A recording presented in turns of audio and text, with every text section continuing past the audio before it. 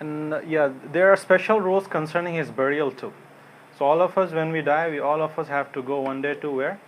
Graveyard, right? That's where we get buried. But Rasulullah Sallallahu Alaihi Wasallam, actually, with common to all the prophets, is that they are buried exactly at the place where they died, right? So Rasulullah Sallallahu Alaihi Wasallam died in the room house of Aisha radiallahu anha. So that's exactly where he was buried. Even until this day, he's there. We go to visit that place. It's right there. And also, another unique thing about him is that when all of us die, we leave our money to our children, relatives, mother, parents, whoever are alive, inheritors. But Rasulullah Sallallahu Alaihi Wasallam's wealth, that cannot be inherited. So even though, when he passed away, his daughter was alive, right? Who was alive? Fatima radiallahu anha, she was alive. She came to Abu Bakr radiallahu anhu that my father passed away, now I need my inheritance. So Abu Bakr radiallahu anhu just told her the hadith which we have recorded in Sahih al-Bukhari, that Rasulullah sallallahu alaihi wasallam said that our property cannot be inherited. Prophet's property cannot be inherited, and whatever we leave behind is what has to be given to charity, in charity. But however, he said that the family of Muhammad may take from the provisions from the property. That basically means whatever they need, like for food, clothing, and whatever basic needs they can take, but they cannot get all that wealth that was left behind by Rasulullah. And also, special thing about him is that his body doesn't decay. So all of us, all our bones and flesh will get decomposed and mix with the soil. But until today, it's been 1400 years almost, Rasulullah Sallallahu Alaihi Wasallam passed away. If there was a way, we could see that it would be great, but Rasulullah Sallallahu Alaihi Wasallam, his body is intact. It's just like that,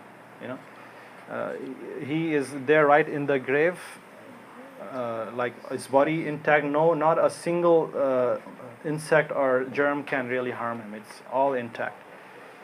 So that's common to actually all the prophets. Allah has made it haram upon the earth to consume the bodies of the prophets. That's the hadith. And actually, what happened a long time ago? There was this in Medina. After many years after Rasulullah Sallallahu Alaihi Wasallam passed away, there was bad people, and they wanted to do bad to the grave of Rasulullah Sallallahu Alaihi Wasallam, dig it up and dishonor it. So they started like digging tunnel inside underneath the ground, and they tried to reach. Those Jews? Yeah, it was Jews tried to dig a tunnel and go into the grave of Rasulullah Sallallahu Alaihi Wasallam and desecrate it. So the governor of Medina at that time, he had a dream that Rasulullah Sallallahu Alaihi Wasallam's grave was being done this way. So when he saw a dream, then he saw that there was people digging this tunnel.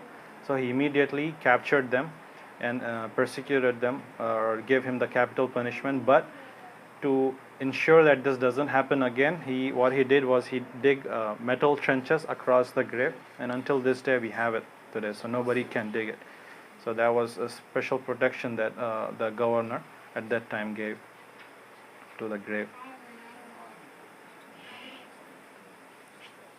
And also the salam. We are going to talk about this topic in very detail, salatu salam on Rasulullah sallallahu alaihi wasallam. But I can give you salam right now, you can answer me, right? But if you're not here, I cannot. There's no way. Yeah, we have cell phones and whatnot, but if I don't have cell phone, my salam cannot reach you, right?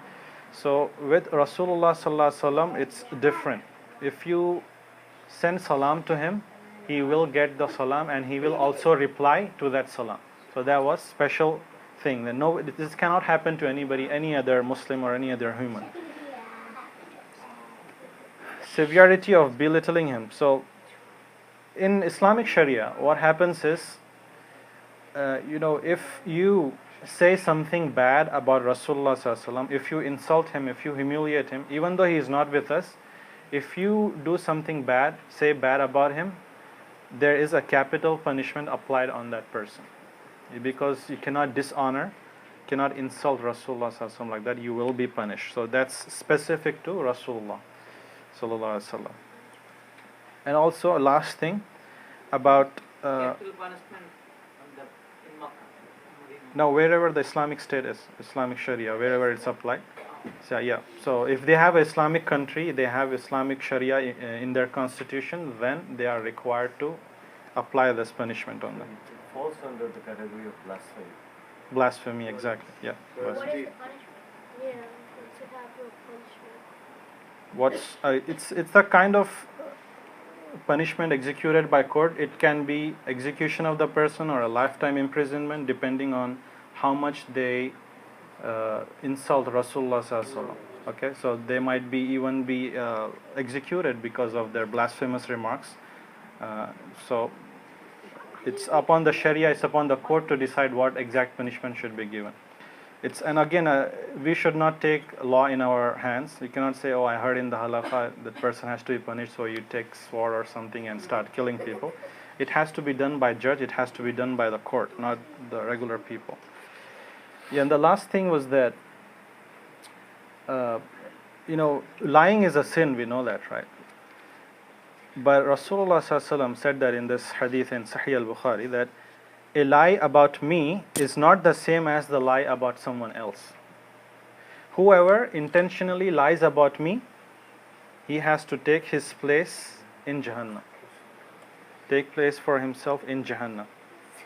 So many times we do see that actually. I mean, nobody would want to lie about Rasulullah Sallallahu Alaihi Wasallam, but actually it happens if I see this very often when people like arguing with each other. So this brother, like sometimes just to win the argument, he says, I heard a hadith, this is this so and so. So he just tweaks the hadith a little bit and he tries to win the debate. So you'll notice this, you'll see people like that. So many people are like, oh, I don't know that hadith, so maybe you are right. So basically what this person did just now is that he lied about Rasulullah Sallallahu Alaihi Wasallam. He gave some information which was wrong, that never Rasulullah Sallallahu Alaihi Wasallam gave in his life. So now this person, according to this hadith, he will be punished in hellfire. So it's very, very careful. So whenever we say a hadith or something similar to it, we have to be very careful. We have to say the exact wordings or mention that this means more or less to the effect of what Rasulullah Sallallahu Alaihi Wasallam said so and so. Don't try to exactly, say a hadith which was not really narrated by Rasulullah Sallallahu Alaihi Wasallam. So you have to be careful. Yeah, we should say a hadith and everything, but do not tweak it. Do not tweak it to your advantage. So that's something that you have to remember.